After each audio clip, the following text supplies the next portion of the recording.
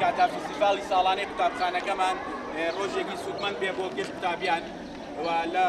باش ێزانم لە بڕۆدا سوپاسی کۆمیتەی ڕێخستنی ڕاپەڕین بکەین کە هەستاوە بە ئەرکێکی کە خەڵاتی جگەرگۆشەی شەیدان و مناڵانی پێشمەرگەی قوتابخانەکەمانە کات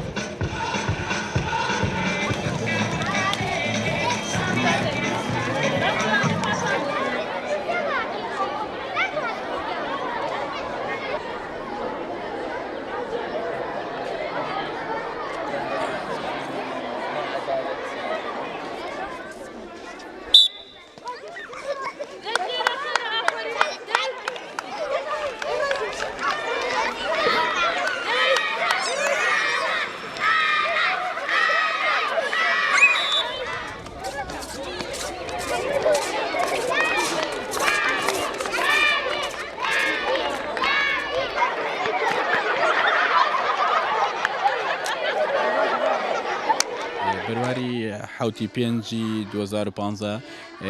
کردمان بە ڕۆژی فستیڤاڵی وەرزشی قوتابخانەکەمان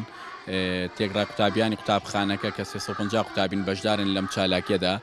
بە سەرپەرشتی مامۆستایانی وەرزش کە مامۆستان مامۆستا باخان و مامۆستا فیراس و مامۆستا بەرهەم و بە هاوکاری چەند مامۆستایەکی بەڕێزی سنووری قوتابخانەکانی ڕاپەڕین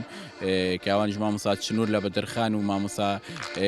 کارزان و مامۆستا سامان هیوادارم لە شان ساغ بێت دیارە چالاکیەکە بە سەرپەرشتی یەکەی سەرپەرشتیاری پەروەردەی و لە هەمان کاتا سوپاسی کۆمیتەی ڕێخستنی دوانزەی ڕاپەڕینەکەین کە هەستاوە بە دابینکردنی خەڵاتەکان بۆ مناڵ جگەرگۆشەی شەیدان و جگەرگۆشەی پێشمەرگەکانمان لە قوتابخانەکەمان هیوادارم نمونەیان زۆر بێ و لە هەمان کاتا چالاکی وەرزشی هەستاوە بە دابینکردنی هەندێک دیاریکە هەر بۆ قوتابیانی پێشمەرگە و مناڵانی شەیدی سنوور ڕاپەڕین و هیوادارم سەرکەوتوو بوون بە خێرانی ئێوەش دەکەم.